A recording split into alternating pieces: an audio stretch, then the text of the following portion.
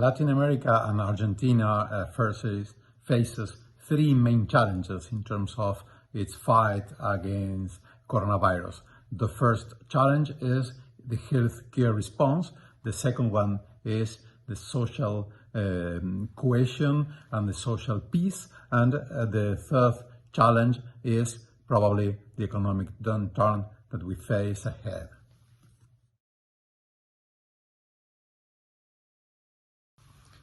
Regarding the social problems that this pandemic is going to expose, we have to remember that Latin America suffered a lot of social disturbances last year, where one of the most important claims from middle classes and popular classes was a welfare state, reasonable pensions for retirees, help for the poor families without jobs, and of course a new healthcare system.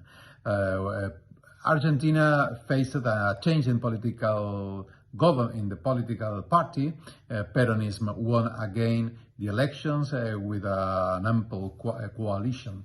So we could face some social disturbances in case that pandemic will hit hard and with a high mortality rate, as something data could allow us to suppose.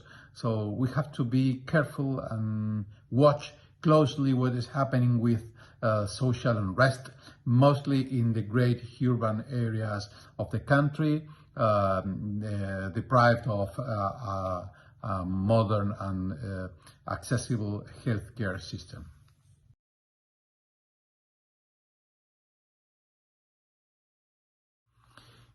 Healthcare response in Argentina is undermined because of the scarcity of resources and because of competition for global resources, as it is the case with diagnostic kits for testing for coronavirus.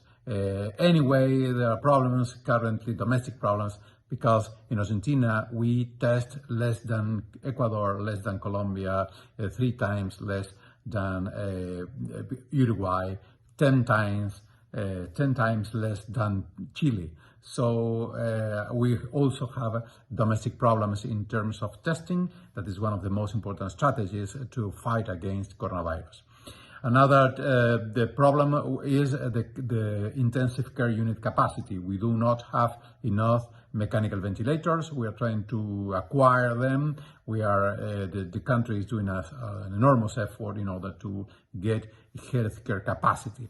Even though we have the largest number of hospital beds per inhabitant, comparing it to another Latin American countries, we have 5 beds per 1,000 inhabitants, which is a lot. But anyway, we have serious concerns about the availability of nurses and trained personnel to deal with complex respiratory patients.